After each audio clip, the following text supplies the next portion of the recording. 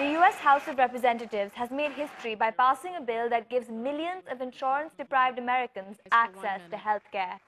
After a year of debate and hearing the calls of millions of Americans, we have come to this historic moment.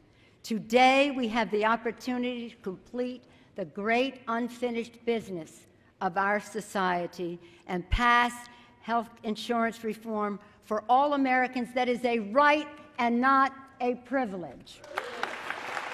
Democrats had to fight tooth and nail for a photo-finish victory in a 219 versus 212 vote. The vote sends the bill to Obama to sign into law. Republicans had given it a unanimous no. This vote will define the America we'll have in the future: massive tax burdens, ration care, and intrusive bureaucracy. Democrats are thwarting the will of the American people, taking them on a headlong rush towards socialism.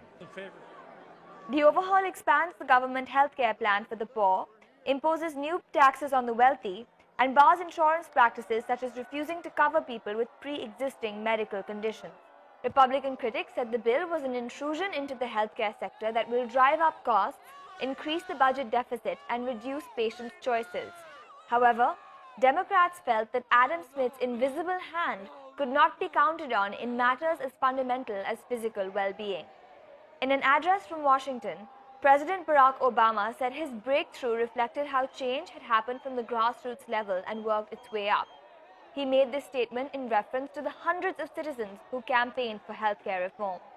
However, certain Republican protesters feel the average man's voice is being ignored. Do these politicians know that we weren't bussed in, we weren't carried here, we weren't organized by some group, we have no jumbotrons, and we have no big electronic systems here? These are the grassroots people in this country. This is Joe and Mary America that have come out here.